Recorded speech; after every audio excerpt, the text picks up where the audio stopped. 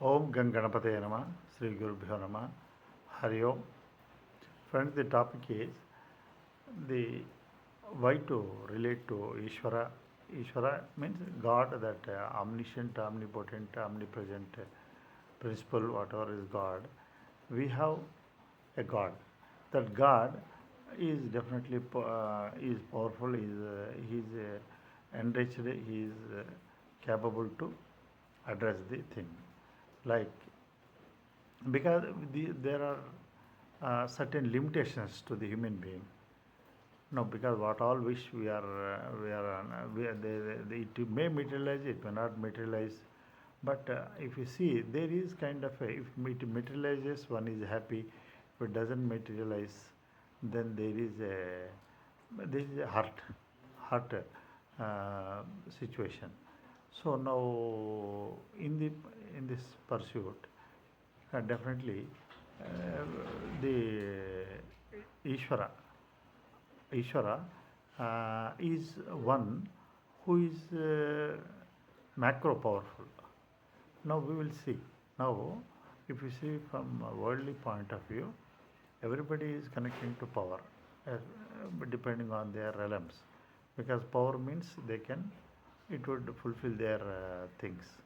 But these powers have limit. They are conditioned by time, time and space, because the head of a country definitely has no relevance to the other head. This head's tenure is again bound by time. So that way, these powers of the worldly, ephemeral powers, they have got a limitations of time and space, and they are mortals. And now it is said, God, I am the. Now God in that Virat Vishwarupa, cosmic form, he depicts, he is pervading all the worlds, and it is beyond time and space. And from that point of view, God already said, I am, people approach me for redressal of pain and for fulfillment of the arthi, artharthi, and jignasu, jnani. And then that God is sought after, where people submit one for either way, for overcoming the pain or for fulfillment of desires. Now, this is one. This is in all faith, in all pursuit. Uh, this is uh, this is a thing we know God. Now, then why? Now, sometimes the why comes out of ignorance. We can take up with a small model analogy. So this is like a why Ishvara, when we have got parents. Now one point could surface.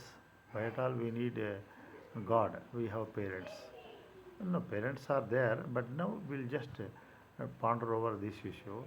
Now parents are there. Parents are very much shakti, are empowered, endowed with power vis-a-vis a baby. Now, once the child is born, and as they grow, child is total helplessness. There is a total trust in parents, and these parents are empowered. They can fulfill. They can also do what not everything, and there is a total faith, and these parents would bestow whatever is required for them. Now, as they grow, there is helplessness comes down, faith also comes down. Then, because then it comes down. This tapers.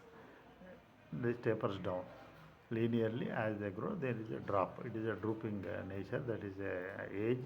If it is a rising nature, this is a drooping nature. Now, as they come up to teenage, more or less they are able to be on their own. Their dependency then comes down, and their faith also comes down. Because now, as they grow, again there is a life changes. situations there is a helplessness.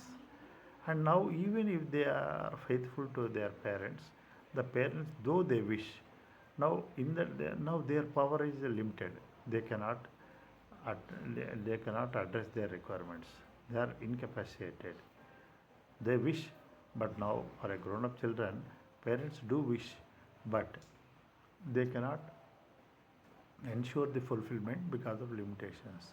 Now here comes, if this continues, then there will be a frustration, depression, and discontentment, leading to issues of not only physical, physiological, psychological.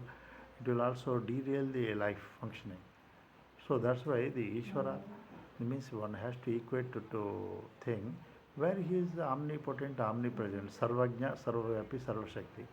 Now, as the trust again grows linearly, then as the faith goes, trust goes, and the helplessness is taken off. Now, this is vice versa. Because of helplessness, child is more obedient to parents. Now, with faith and with the trust, now helplessness goes. Now we are now understand the God principle, God's laws, then we are taken care by the Lord. And now this gives person some kind of self-belief, confidence, and with some more clarity.